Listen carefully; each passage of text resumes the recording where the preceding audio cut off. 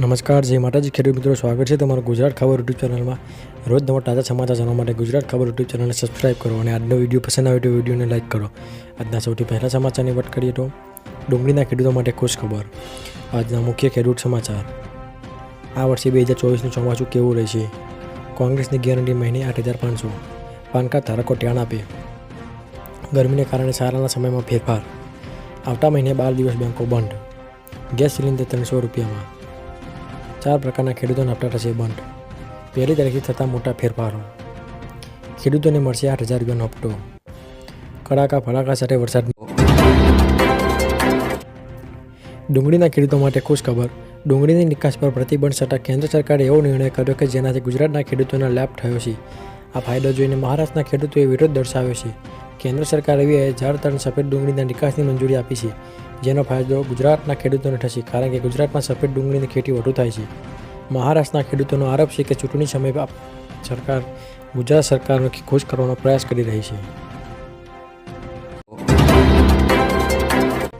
આજના મુખ્ય ખેડૂત સમાચાર। ઘઉંના ભાવમાં વેચાતી ઘટવાને બદલે 15 થી 20 રૂપિયાનો સુધારો જોવા મળ્યો છે।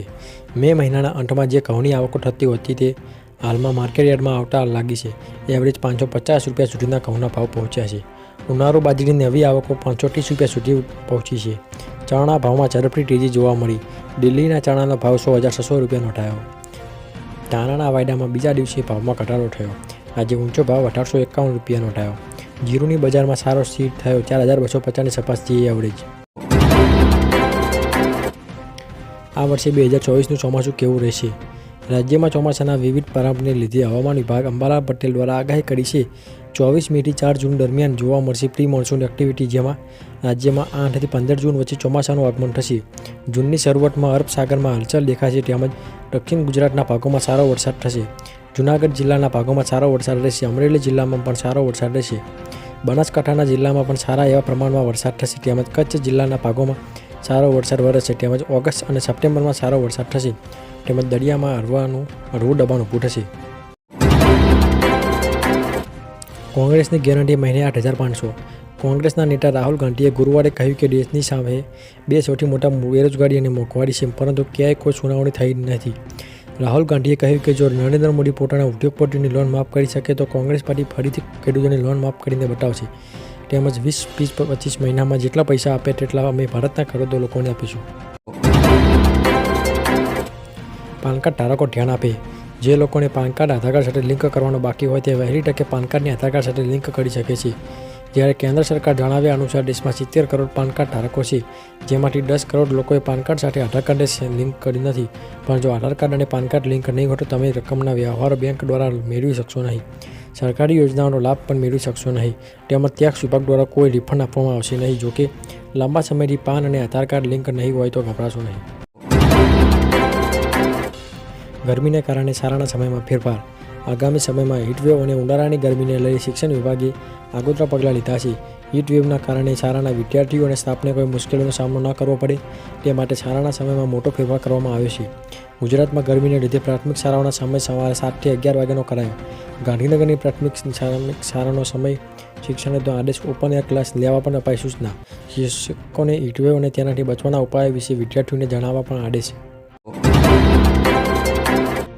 આવતા મહિને 12 દિવસ બેંકો રહેશે બંધ। મહિનાની હવે ગણતરીના દિવસો બાકી રહ્યા છે, ત્યારે રિઝર્વ બેંક ઓફ ઇન્ડિયા દ્વારા જાહેર કરાયેલ રજાઓની યાદી અનુસાર મે 2024માં બેંકો 12 દિવસ બંધ રહેશે। આમાં બીજા અને ચોથા શનિવાર સિવાયના તમામ રવિવારનો સમાવેશ થાય છે। આ સિવાય કેટલાક રાજ્યોમાં લોકસભાની ચૂંટણીને લઈને બેંકો બંધ રહેશે।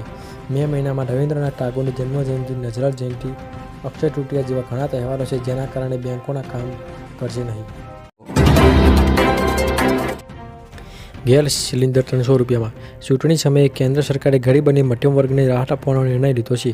કેન્દ્રીય મંત્રી પિયુષ ગોયલે જાહેરાત કરી છે કે પીએમ ઉજ્જવલા યોજના હેઠળ ગેસ સિલિન્ડર પર 300 રૂપિયાની સબસિડી એપ્રિલથી બીજા વર્ષ માટે લંબાવવામાં આવશે। હાલમાં સિલિન્ડરની કિંમત 3,955 રૂપિયા છે, પરંતુ આ યોજના હેઠળ 655માં 300 રૂપિયાની સબસિડી આપવામાં આવી છે। સરકાર પર વધુ એક વર્ષ સુધી સબસિડીથી 12,000 કરોડ રૂપિયાનો બોજ પડશે। 4 પ્રકારના ખેડૂતોનો હપ્તો બંધ થઈ શકે। આ 4 પ્રકારના ખેડૂતોનો અટકી શકે છે। 2,000 રૂપિયાનો હપ્તો। પહેલો હપ્તો, જો તમે અયોગ્ય હોવા છતાં ખોટી રીતે અરજી કરશો તો તમારી અરજી રદ થઈ શકે છે, જેના પછી તમે હપ્તાથી વંચિત રહી જશો। આ યોજના સાથે તમે ખોટી રીતે જોડાયેલા લોકોની ઓળખ કરવામાં આવી રહી છે. 1 તારીખથી થતા મોટા ફેરફારો. દર મહિનાની 1 તારીખથી ગેસ સિલિન્ડરના ભાવમાં બદલાવ કરવામાં આવે છે. તે પ્રમાણે 1 મેએ નવા ગેસના ભાવ જાહેર થશે. મે મહિનાની અંદર બેંકો 12 દિવસ બંધ રહેવાની છે. જોકે તમે બેંક પર જાઓ તો RBI દ્વારા બહાર પાડવામાં આવેલા રજા યાદીને જોઈને જવું. ખેડૂતોને મળશે 8,000 રૂપિયાનો હપ્તો. રાજસ્થાન સરકારે ખેડૂતોને બજેટમાં રાહત આપી છે. ભજનલાલ સરકારે બજેટમાં જાહેરાત કરી છે. પ્રધાનમંત્રી કિસાન સન્માન નિધિ યોજના હેઠળ હવે 100,000 રૂપિયાને બદલે 8,000 રૂપિયા વાર્ષિક આપવામાં આવશે. જોકે કેન્દ્ર સરકારે કહ્યું કે કિસાન સન્માન નિધિ યોજનાની રકમ વધારીને કેન્દ્ર સરકારની કોઈ યોજના નથી. રાજ્ય સરકાર વધારાના 2,000 રૂપિયા ભોગવે તેવી શક્યતા છે. ગુજરાતમાં પણ આવી જાહેરાત થવી જોઈએ કે નહીં? કડાકા ભડાકા સાથે વરસાદની આગાહી. એક તરફ ગરમીનો પ્રકોપ ગુજરાતમાં વધી રહ્યો છે તો બીજી તરફ અમુક સ્થળે અરબી સાંઠાણા પડ્યા છે. આ વચ્ચે હવામાન નિષ્ણાત અંબાલાલ પટેલે નવી આગાહી કરી તે અનુસાર 24 મેથી 5 જૂન વચ્ચે રાજ્યમાં રોહિણી નક્ષત્રમાં વરસાદની શક્યતા છે. ગુજરાતમાં ચોમાસું વહેલું શરૂ થઈ શકે. ગુજરાતમાં આગાહી છે કે 17 જૂન પછી રાજ્યમાં ગાજવીજ અને પવન સાથે વરસાદ વરસશે. આ વર્ષે રાજ્યમાં ભારે વરસાદ વરસી શકે છે.